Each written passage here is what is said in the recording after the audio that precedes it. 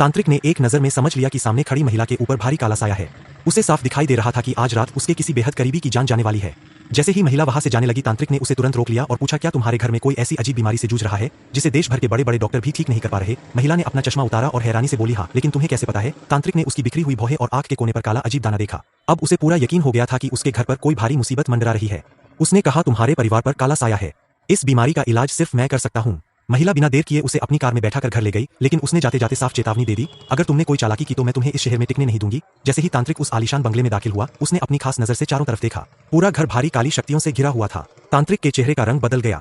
इतनी खतरनाक काली शक्ति मैंने पहले कभी नहीं देखी। वह महिला के साथ दूसरी मंजिल पर पहुंचा। वहां एक डॉक्टर मरीज का इलाज कर रहा था। तभी पता चला कि बीमार इंसान कोई और नहीं बल्कि महिला का अपना पिता था। करीब 1 महीने पहले से उसे तेज रोशनी से डर लगने लगा था। उसके पूरे शरीर से पानी जैसा तरल निकलता रहता था। डॉक्टर ने कहा, इसके शरीर में बहुत ज्यादा ठंडी ऊर्जा घुस गई है।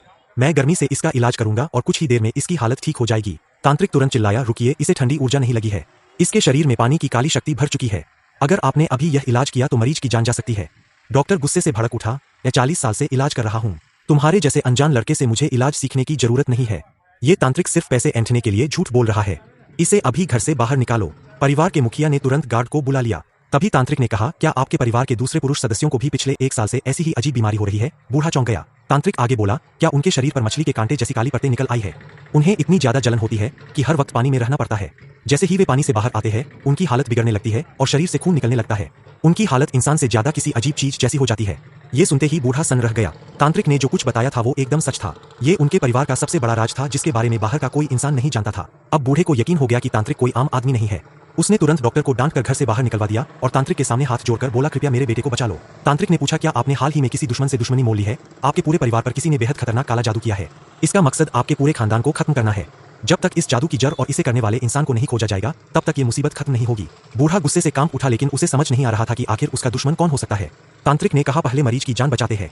उसने एक कटोरी कच्चे चावल और एक बांस की पतली छड़ी मंगवाई। फिर वह महिला की तरफ मुड़ा और बोला, मुझे तुम्हारे खून की सिर्फ एक बूंद चाहिए। परिवार के सबसे करीबी इंसान का खून इस इलाज में सबसे ज्यादा असर करता है। महिला घबरा गई और बोली, तुम मेरे साथ कुछ गलत तो नहीं करने वाले हो? तांत्रिक ने कहा, बस एक बूंद खून चाहिए। महिला ने आखिरकार अपनी उंगली आगे कर दी और तांत्रिक ने उससे एक बूंद खून ले लिया। इसके बाद उसने मंत्र पढ़ना शुरू किया। अचानक उसकी उंगली से सुनहरी रोशनी निकलने लगी और उसने मरीज के माथे के बीचों बीच उंगली रख दी। फिर उसने चावल से भरी कटोरी मरीज के पैरों के पास रखी और बांस की छड़ी पर कुछ मंत्र पढ़कर उसे कटोरे के बीचों बीच खड़ा कर दिया। इसके बाद तांत्रिक ने जोर से चिल्लाकर कहा, वापस आओ। अगले ही पल कटोरी के अंदर का चावल और पानी अचानक काला पड़ गया। उसमें से सफेद धुआं निकलने लगा। महिला और उसका परिवार हैरानी से सब देखते रह गए। लेकिन तभी मरीज का शरीर अचानक हिलने लगा। अगले ही पल उसका पिता बिस्तर पर बैठ गया। उसने अपनी छाती पकड़ी और जोर से खांसते हुए मुंह से काला खून बाहर निकाल दिया। महिला और उसका दादा यह देखकर बुरी तरह सन्न रह गए।